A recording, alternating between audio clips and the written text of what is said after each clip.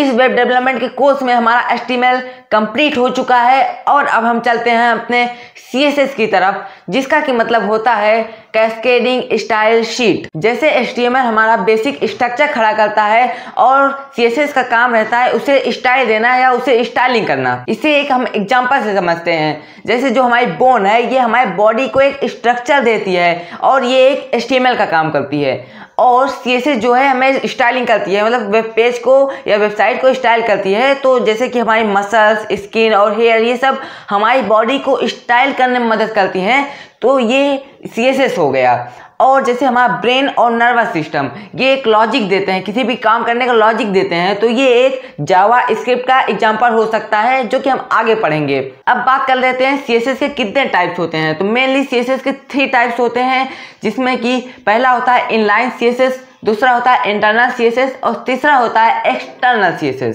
So friend चलिए चलते हैं अपने कंप्यूटर की स्क्रीन पर और देखते हैं CSS को डीपली। जैसे फ्रेंड्स आप देख पा रहे हैं हम आ गए अपने कंप्यूटर की स्क्रीन पर और अब बनाएंगे एक फाइल, HTML फाइल बनाएंगे हम। css.html हम बना लिए हैं फाइल।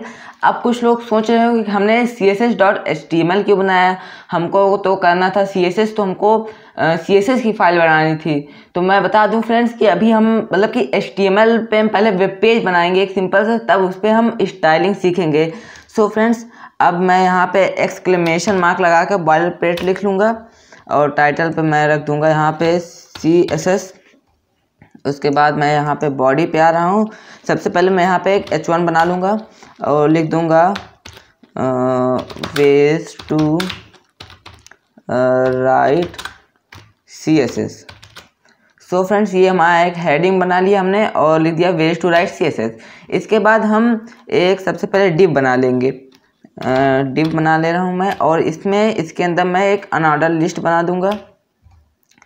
इसके अंदर मैं एक अनऑर्डर लिस्ट बना दूँगा और फ्रेंड्स li, और इसके अंदर लिख दे रहा हूँ सबसे पहला जो होता है हमारा टाइप वो होता है इनलाइन CSS। तो मैं आपको लिख ले रहा हूँ यहाँ पे इनलाइन CSS। और दूसरा होता है हमारा इंटरनल CSS।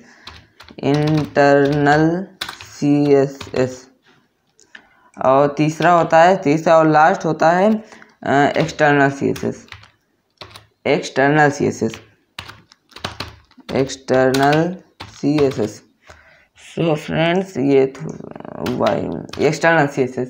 सो फ्रेंड्स हमने इसको लिख लिया। अब चलते हैं अपने वेब पेज को गो लाइव कर दे रहे हैं और ये हो गया हमारा, ऐसे आ गया वेज टू राइट CSS और यहाँ पे लिस्ट बन गई और इसमें लिखा था इनलाइन CSS, इंटरनल CSS और external CSS। So friends external CSS। So friends अब सबसे पहले हम देखेंगे इनलाइन CSS कि क्या होता है इनलाइन CSS। जैसे कि इसके नाम से ही पता चल रहा है इनलाइन CSS मतलब लाइन के अंदर। तो लाइन के अंदर इसमें हम क्या करते हैं, जैसे कोई टैग है, जैसे यहाँ पे हमने लिया है H1 टैग, तो हम H1 टैग के अंदर एक एट्रीब्यूट लगाएंगे, स्टाइल एट्रीब्यूट, और उसी स्टाइल एट्रीब्यूट में हम लिखेंगे मतलब अपना CSS लिखेंगे।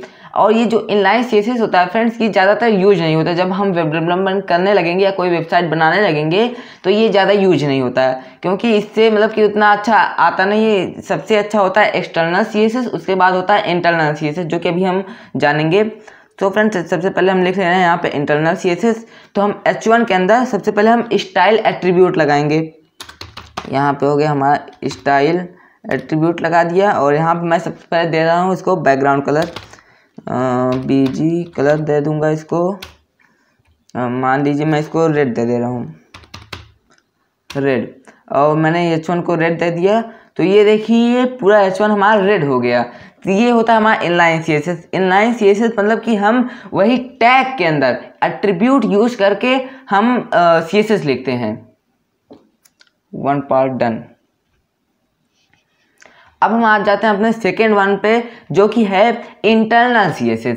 अब बात आती है इंटरनल CSS क्या है। तो इंटरनल जैसे बात से ही पता चला है कि अंदर इंटरनल। तो ये इंटरनल इसका मतलब होता है कि ये जैसे हमने ये बनाया है डॉक टाइप HTML मतलब कि एक HTML CSS.html बनाया है, हम इसी के अंदर CSS लगाएंगे। तो चलिए एक बार लगा के देख लेते हैं। इसके लिए हम हेड टैग के अंदर, मतलब हेड टैग है उसके अंदर हम स्टाइल टैग लगाएंगे। तो चलिए यहाँ पे मैं स्टाइल टैग लगा दे रहा हूँ, स्टाइल टैग, और इसके अंदर हम स्टाइल टैग के अंदर हम CSS लिखेंगे। सो फ्रेंड्स, इसके लिए CSS लिखने के लिए सबसे पहले हमको डिफाइन करना है किसके लिए हम CSS लिख रहे हैं। तो हमको लिखना है, जैसे मान लीजिए हम div के लिए CSS लिख रहे हैं, तो हम यहाँ पे लिखेंगे, सॉरी फ्रेंड्स, यहाँ पे हम लिखेंगे div और हम यहाँ पे स्मॉल ब्रैकेट लगा देंगे। इसके बाद हम इसके अंदर जो भी हमको मतलब बैकग्राउंड कलर देना है या जो भी हमको CSS अप्लाई करना है इसके अंदर हम करेंगे। ये भी यूज़ होता है लेकिन उतना लेवल पर नहीं होता। जब हम बहुत बड़े बड़े वेबसाइट बनाने लगेंगे तब हमारा मेनली यूज़ होता है एक्सटर्नल CSS, लेकिन ये भी यूज़ कर सकते हैं अगर छोटा मोटा प्रोजेक्ट बना रहे हैं, अगर 1-2 वेब पेज बना रहे हैं तो हम इसको भी यूज़ कर सकते हैं। सो फ्रेंड्स, जैसे हम div के अंदर लिख दे रहे हैं, इसका हम BG कलर बदल दे रहे हैं, BG कलर, इसको हम दे दे रहे हैं एक्वा।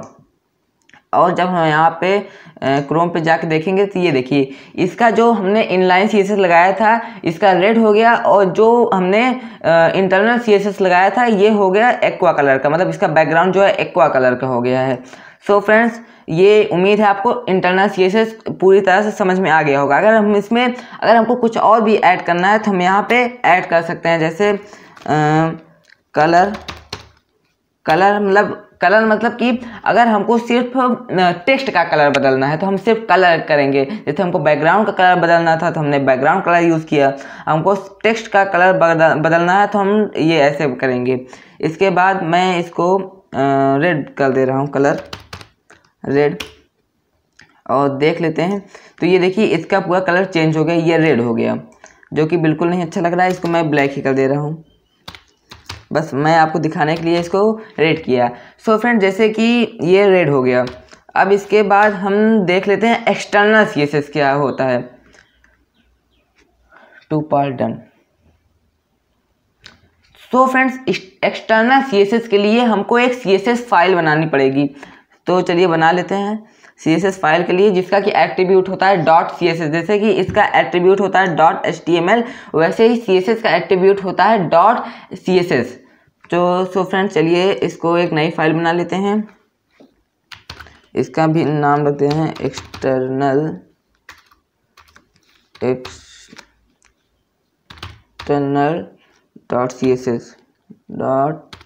.css। जैसे कि मैंने लिख दिया external.css। अब जैसे कि यहाँ पे हमने जो काम हमने इंटरनल CSS और इनलाइन CSS में करेंगे, बस हम भी वही काम करेंगे, बस ये एक न्यू पेज में करेंगे। जैसे कि हमको बहुत बड़ी वेबसाइट बनाना है, या बहुत ज़्यादा मतलब कि एक हमको CSS का अपना बना लेना है कि ये प्रॉपर्टी हमारी हर वेब पेज में लगनी चाहिए, और तो इसके लिए हम यही यूज़ करना है एक्सटर्नल CSS। तो इसका ये फ़ायदा रहता है कि हम इसमें लिख देते हैं जो भी कोड रहता है, हम इसमें लिख देते हैं, CSS अप्लाई कर देते हैं। उसके बाद इसको हम जिस पेज में लिंक करना चाहें उसको लिंक कर देंगे, तो वो जितने भी पेज में हम लिंक करेंगे वो सब में ये अप्लाई हो जाएगा हमारा एक्सटर्नल CSS, मतलब CSS। तो जैसे कि इसमें मैं लिख दे रहा हूँ, सबसे पहले उसमें जाकर मैं इसको कमेंट आउट कर दूंगा।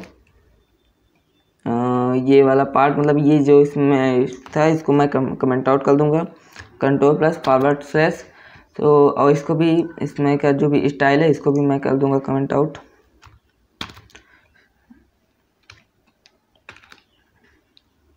मैं इसको हटा ही दे रहा हूँ। सो फ्रेंड, जैसे कि ये हो गया हमारा कमेंट आउट। अब चलते हैं अपने external.css पे, और इस पर मैं लिख दे रहा हूँ H1। और इसी तरह जैसे हम इंटरनल CSS में लिखते थे उसी तरह लिखेंगे, बस थोड़ा ये दूसरे पेज में लिख रहे हैं। तो हम इसमें H1, यहाँ पे H1 लिख के ऐसे ही स्मॉल ब्रैकेट ओपन कर देंगे, और इसके अंदर लिख देंगे BG कलर, बैकग्राउंड कलर इसको मैं एक्वा दे रहा हूँ। सो फ्रेंड्स ये ऐसे हो गया। इसके बाद मैं अगर हमको दूसरा सेलेक्टर सर्च करना, मतलब ये जो H1 है इसको हम सेलेक्टर कहते हैं CSS में अपने। तो अगर मुझको चाहिए डिव में भी हमको ऐसे बैकग्राउंड कलर चेंज करना है, अगर डिव में हमको भी बैकग्राउंड कलर चेंज करके हमको मान लीजिए रेड रखना है, तो हम इसके लिए हम यहाँ पे लिख देंगे डिव और स्मॉल ब्रैकेट ओपन कर लेंगे और इसके अंदर हम बैकग्राउंड कलर, इसको कॉपी कर ले रहा हूँ और इसके अंदर मैं बैकग्राउंड कलर दे दूंगा Ctrl+V और इसको बैकग्राउंड कलर मैं दे रहा हूँ रेड, तो इसको मैं रेड कर दूंगा। सो फ्रेंड्स ये हो गया हमारा बैकग्राउंड कलर रेड। अब क्या करेंगे, इसमें हमारा काम इतने में हो नहीं गया, अब इसके बाद हम इसको लिंक करेंगे। लिंक करने के लिए हम यहाँ पे लिंक टैग लगाते हैं, जैसे यहाँ पे मैं लगा दे रहा हूँ लिंक कॉलम्स CSS। ये एक शॉर्टकट है, इसीलिए हम यूज़ करते हैं अपना VS कोड, क्योंकि जैसे हमने लिखा लिंक कॉलन CSS तो ये अपने आप ही ऐसे लिख दिया, मतलब ये अपने आप ही पूरा हमको लिख दिया। नहीं तो हमको पूरा लिखना, अगर नोटपैड में हम ऐसे लिखते रहते हैं हमको लिखना पड़ता है लिंक REL = स्टाइल शीट, फिर HRF के अंदर हमको ऐसे देना पड़ता। तो ये हमारा काम आसान कर दिया विजुअल स्टूडियो कोड। इसीलिए हम जब भी मतलब कि HTML या कोई भी कोडिंग करते हैं तो हम विजुअल स्टूडियो कोड या कोई अच्छा टेक्स्ट एडिटर करते हैं।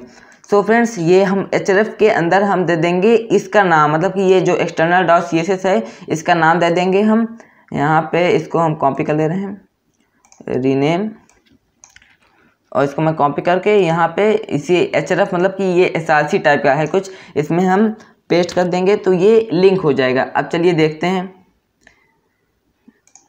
ये देखिए फ्रेंड्स, जैसे कि हमने जो भी किया था, जो भी हमने इसमें किया था, जो भी हमने इसको डिफाइन किया, जैसे मैंने कहा था H1 का कलर एक्वा कर दो और इससे कहा था मैंने कि डिव का कलर रेड कर दो, तो ये उसने सारा काम कर दिया। ये देखिए H1 का कलर एक्वा कर दिया और डिव का कलर रेड कर दिया बैकग्राउंड कलर। सो फ्रेंड्स आज के लिए बस इतना ही, मिलेंगे आपको नेक्स्ट वीडियो में।